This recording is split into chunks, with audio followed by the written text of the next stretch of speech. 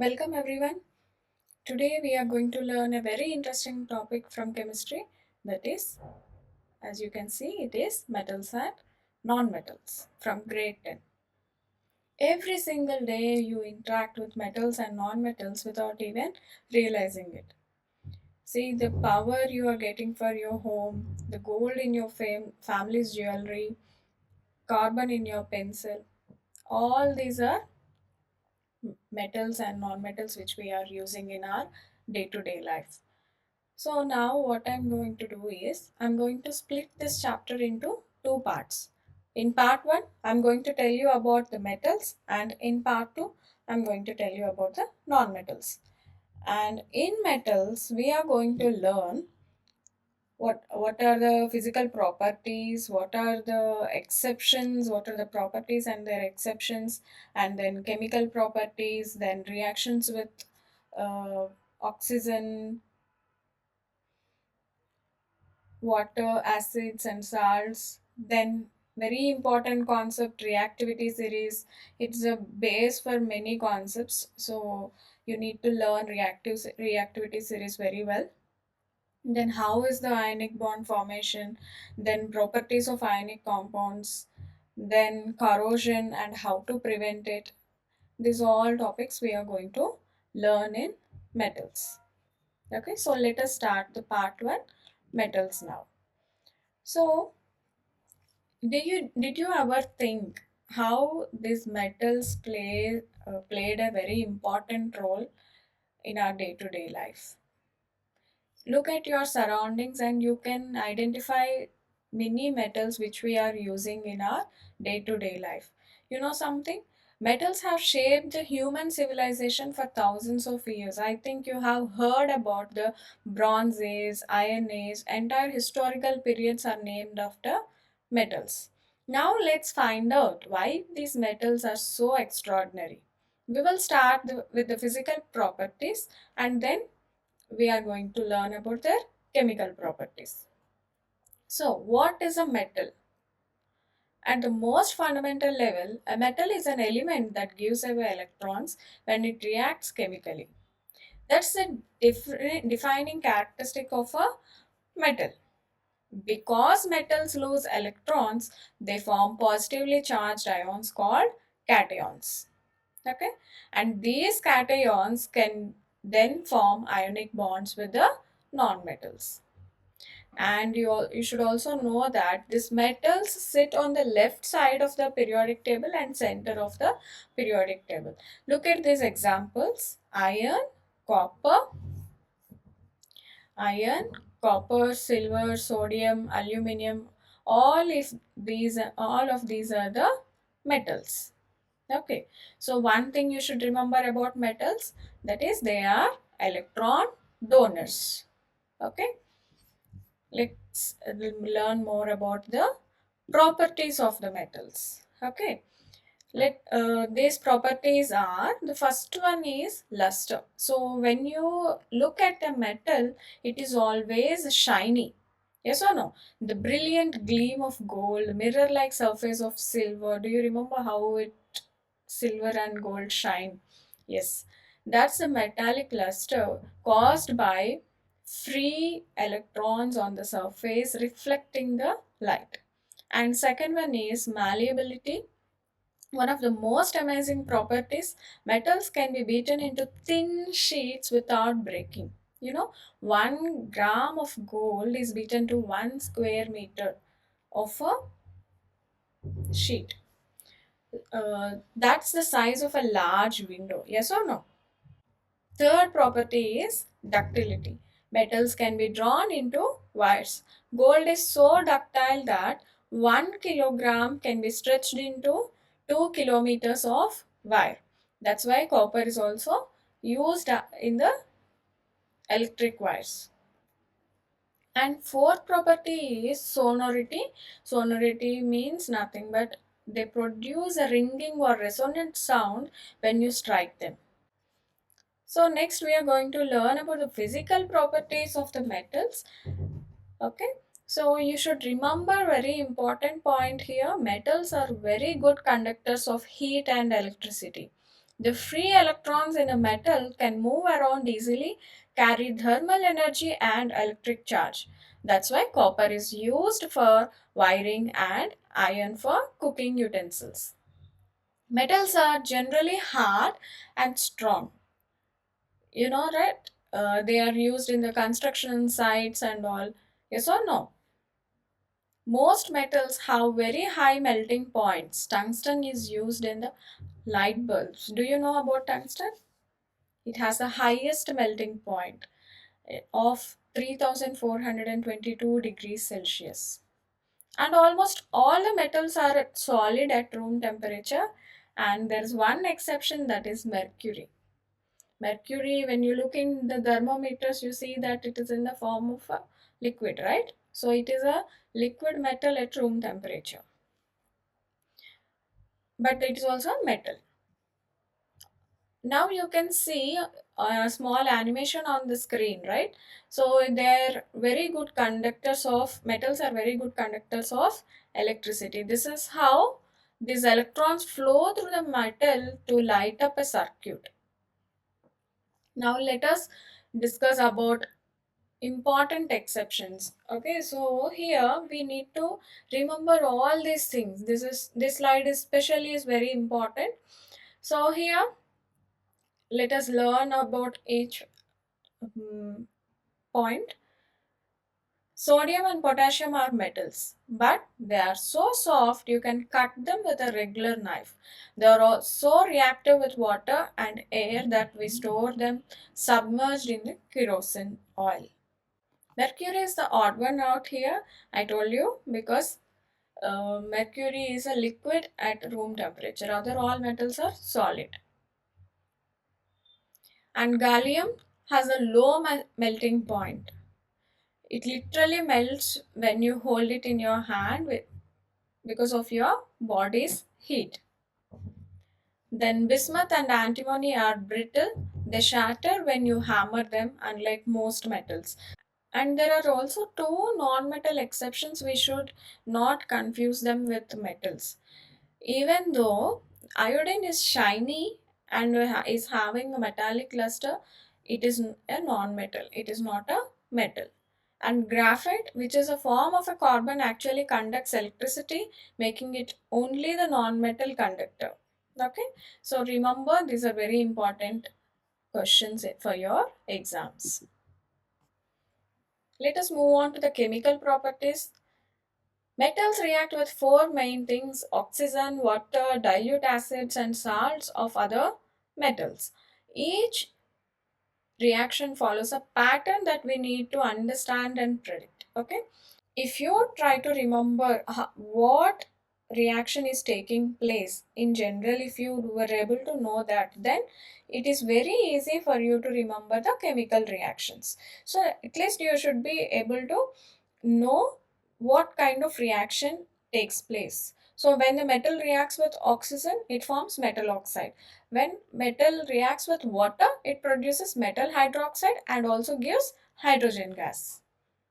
When metal reacts with dilute acids, they produce metal salt and hydrogen gas again. And when metal is placed in a salt solution, a less reactive metal, it displaces the less reactive metal from the solution. So that you will be able to understand when I tell you about the reactivity series. Okay. So now let us move on to the next one. Study these reactions. Sodium reacts with oxygen quite vigorously, forming sodium oxide. You actually see a sodium burn with yellow flame. Magnesium, in and this is the most famous one, burns with a such a dazzling white flame that you should never look directly at it. The brightness is so intense enough to damage your eyes. This is why magnesium is used in emergency flares and fireworks.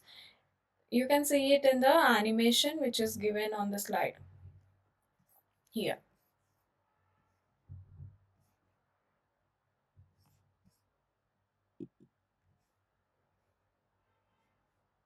And next one is aluminium.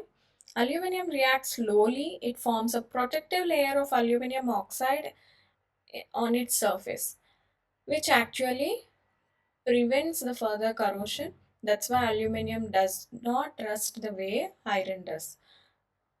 Okay, so here iron burns in pure oxygen forming Fe3O4, a magnetic oxide, but in regular air and moisture, iron just rusts slowly. Copper forms a black oxide, that is copper oxide, when heated. So the key point you should remember are all the metal oxides are basic in nature, and when you dissolve them in water they form alkaline solutions. Now metals and when react with water what happens? Yes, as I told you already, metal produces metal hydroxides and hydrogen gas when reacted with water. Potassium reacts so violently with cold water that the hydrogen gas produced immediately catches fire. You see a lilac colored flame.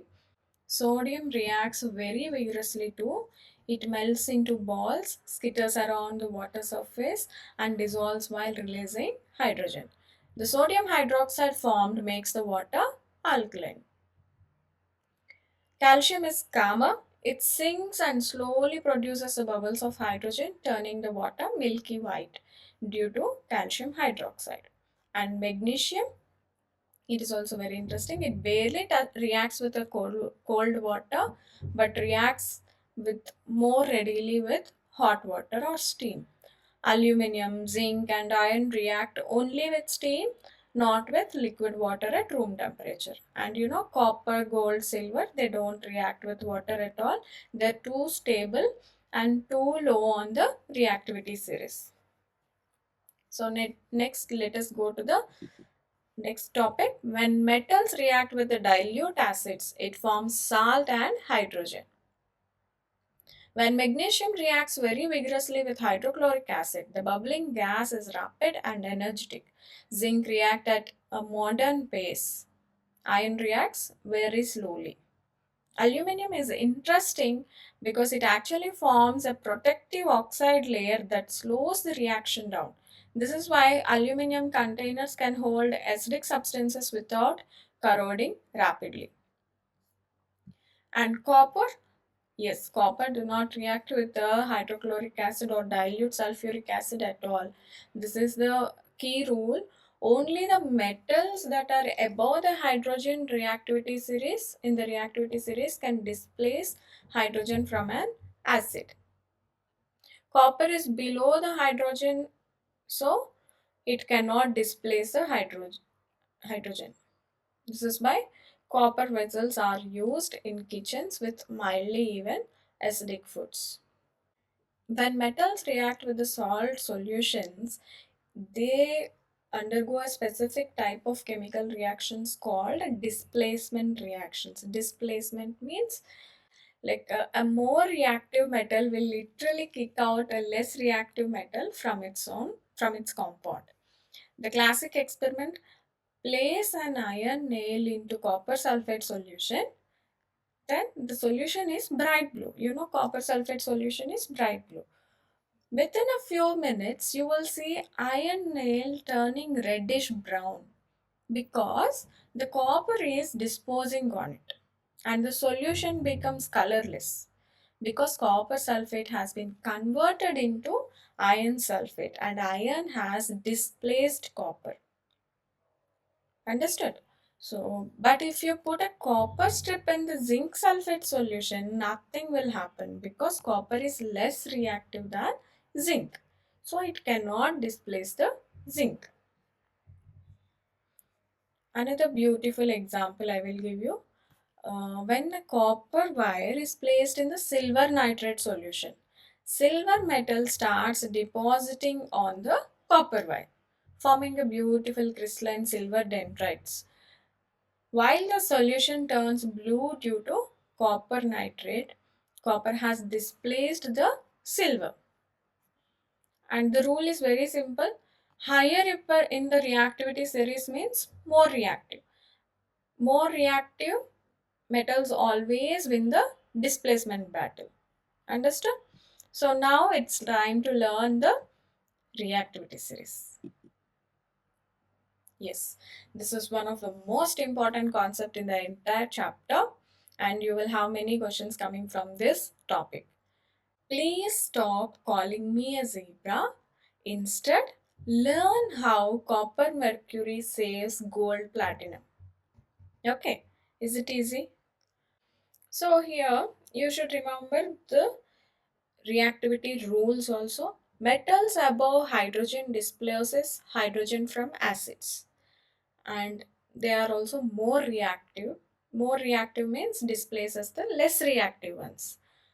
Okay, and higher reactivity metals that are very easily reacting with the water, and lower ones are actually more stable.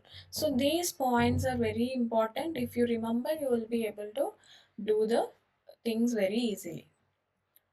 So how is the ionic bond formed? So here I told you these metals are electron donors. Okay. So let us take a first example, that is sodium. Sodium is having one electron in the outer shell, so it is going to donate one electron. Okay. So you can see how in the image that electron is moving out from the sodium, and then chlorine, if it gets one more electron, it becomes more stable. Okay, that is the reason it is accepting and becomes Cl minus. A metal atom loses its outermost electron. For example, just one electron in the outermost shell, it gives this electron away, becoming a sodium plus. Na plus sodium ion. It has positive charge. A non-metal atom gains the electrons. Chlorine needs just one more electron to complete its outer shell. It accepts the electron from sodium, becoming a chloride ion. It now has a negative charge. The opposite charges get attracted and they are pulled together by electrostatic attraction. So, this attraction is what we call as an ionic bond. The compound formed is sodium chloride, that is common table salt. So, this is the same process which undergoes for magnesium oxide, calcium chloride, aluminum oxide. All these also undergoes the same ionic bond formation. In each case, a metal loses an electron to a non-metal, and that results in ionic bond formation. So, we should also learn about the properties of ionic compounds. Very important concept. And here you should learn that ionic compounds are solid at room temperature. The ions are locked in a regular repeating three-dimensional structure called crystal lattice, held together by strong electrostatic forces in all directions. They have very high melting and boiling points because you need to supply lot of energy to break all these ionic bonds simultaneously. Most ionic compounds dissolve readily in water molecule and are polar. They have slight positive and slight negative end. These polar molecules surround the ions and pull them apart.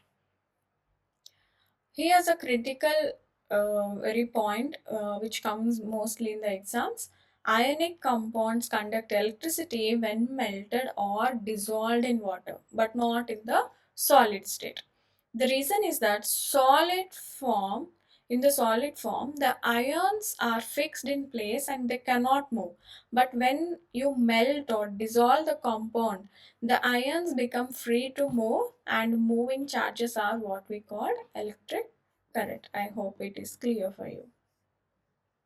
Let us move on to the next, corrosion. So I think many of you heard the term corrosion. Yes or no? Yes, it is a slow, relentless attack on metals by their environment. You can see the animation on the right. Yes or no? Corrosion is defined as a slow destruction of metals by reaction with substances in their environment, primarily oxygen, water, and carbon dioxide. And it is not a sudden process, it happens gradually. That makes it even more dangerous because it often goes unnoticed until serious damage has occurred. You know something? Governments spend lot of trillions of rupees every year in damaged infrastructure, vehicles, machinery, and buildings due to this corrosion. The most common form of corrosion is rusting of iron.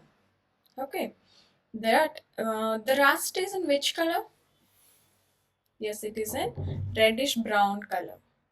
And do you ever experienced or did you ever see the silver items turning into which color?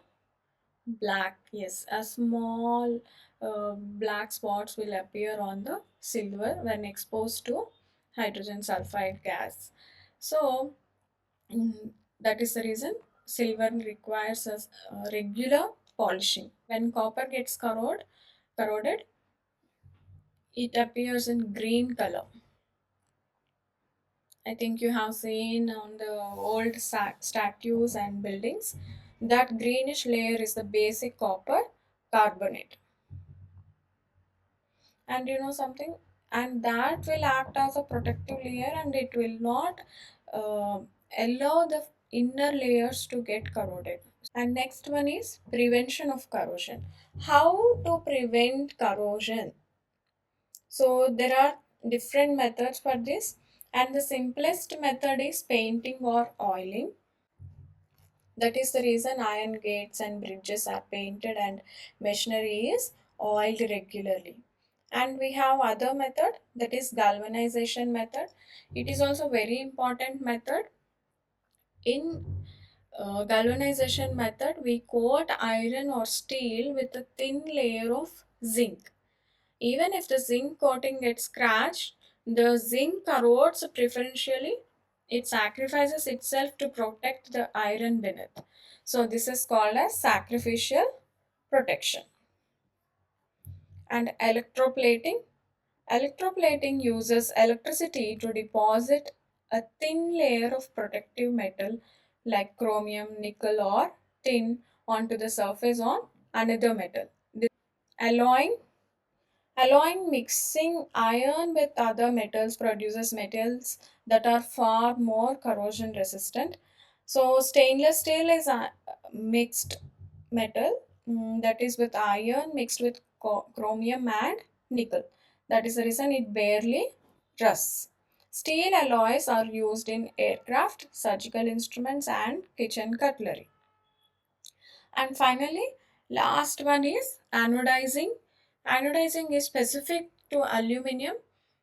We deliberately thicken the natural oxide layer on aluminum using electrolysis, creating an extremely corrosion resistant surface.